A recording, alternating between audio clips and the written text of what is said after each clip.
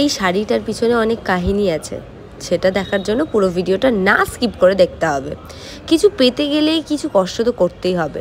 আর ছোটোবেলা থেকেই আমার খুব খুরাপাতি শখ যে আমার যেটা নিজের পছন্দ ড্রেস আমি নিজের বাজেটের মধ্যে না পাই সেটা আমি নিজে ক্রিয়েট করার চেষ্টা করি। তাই মার্কেটে মালদাতে চলে গেলাম।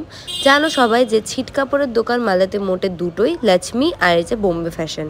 বোম্বে ফ্যাশনে প্রচুর দাম নেয়, লক্ষ্মীতেও খুব দাম নেয় কলকাতা অনুযায়ী।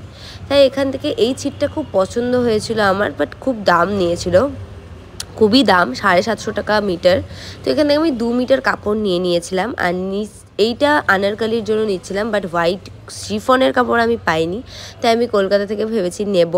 তো ওটা বাদ দিয়ে আমি চলে গেলাম সোজাসুজি ব্লাউজের দোকানে। ভাবলাম একদিনে যতটা পারবো কাজ করে রাখতে, কারণ তোমরা জানো মালদাতে আমি প্রতিদিন তো আসতে পারবো না।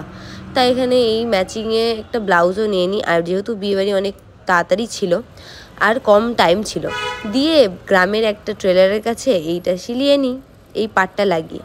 তো ফ্যাশন ডিজাইনিং না করতে পারি, নিজের জন্য তো এই শাড়িটা বানাতে পেরেছি। কেমন হয়েছে অবশ্যই বলবে।